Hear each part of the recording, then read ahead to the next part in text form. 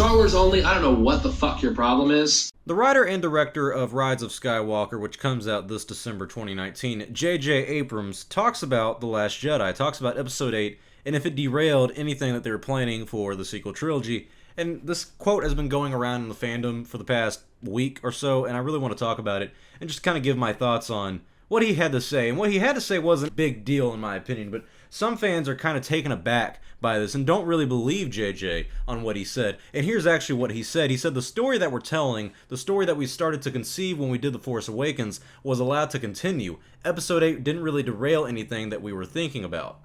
And it's understandable why a lot of fans don't entirely believe JJ Abrams. Colin Trevorrow was the original Episode 9 director, and he was taken off the project and replaced with JJ Abrams. The script for Episode 8 had to be rewritten, and the film was delayed 8 months. And JJ Abrams has said that he had outlines for Episodes 7, 8, and 9, but then Rian Johnson has countered that point by saying they didn't have anything planned when they came to him past Episode 7.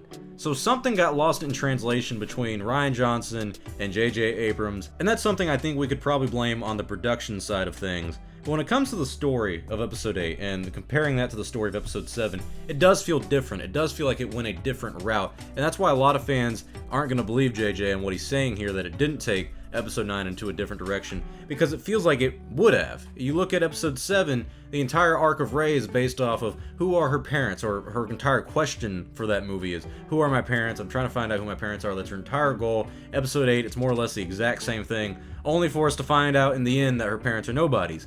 Which is fine. I don't mind her parents not being anyone we've known or seen before, but it's kind of like, why did you spend so much time asking that question only to not answer it? That just seems like a waste of 2 films. And it really does feel like a waste of 2 films. One of the biggest complaints about The Last Jedi, and this is one of the reasons I believe JJ Abrams when he says it didn't derail anything, is that nothing really happened. Like, what really changes from the beginning of the story to the end? The Resistance is still small and basically in ruins. The First Order is running the galaxy. Rey didn't really change at all. She went to go meet Luke, talk to him for a little bit. He didn't train her or anything. She didn't really gain anything from that. She got those books, sure. That's something that she left the island with, I guess. I guess you could say she gained that, but even Yoda himself said that those books contain nothing that the girl Rey doesn't already know. Which makes you wonder how fucking important the Jedi really were if some girl who's never read these books in her life already knows everything they contain.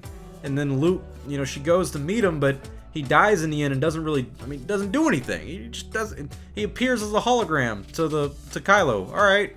He still doesn't do anything, It's when that's my big complaint with the ending of the movie is at the end I was like, well, nothing happened. We're right back where we started.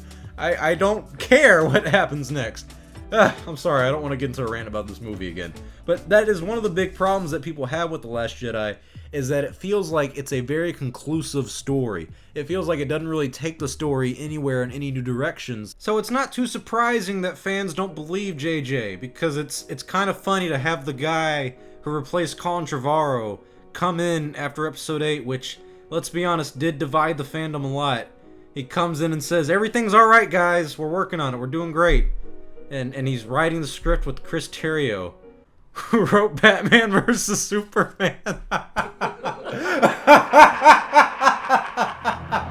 Anywho, I really wonder how he's going to connect The Rise of Skywalker to The Last Jedi and also to The Force Awakens, because if you look at all the other Star Wars trilogies that we have, the second and third act of each trilogy normally connects a lot better to each other than they do to the first one in each trilogy as well. The Phantom Menace can be a film that really stands on its own because it's 10 years away from the Attack of the Clones film. It's kind of like a new story. You can really start from Attack of the Clones and not miss a beat. But then if you start from Episode 4 and then skip right to Episode 6, you're missing that Empire Strikes Back moment, which is very important. You need Empire Strikes Back in order for Return of the Jedi to make sense. But you don't need Empire Strikes Back for A New Hope to make sense. You see how this works? And with The Force Awakens and The Last Jedi, the question is going to be, what does The Rise of Skywalker connect to more? Is it connecting to the story that The Force Awakens was going for? Or is it connecting more towards The Last Jedi? I really don't know how JJ is going to be able to tie all of that in, and on top of that, add in the other films in the saga, not just the sequel trilogy. So tell me your thoughts below. Do you think JJ Abrams really is telling the truth, that Episode 8, The Last Jedi, did not derail the story for the sequel trilogy? Or do you think he's just being polite to the press? Tell me your thoughts below. I'm Star Wars Only, would love to hear your thoughts on this. Please leave a like and a comment, it does help out the channel, and I'll see y'all next time, and may the Force be with you. always.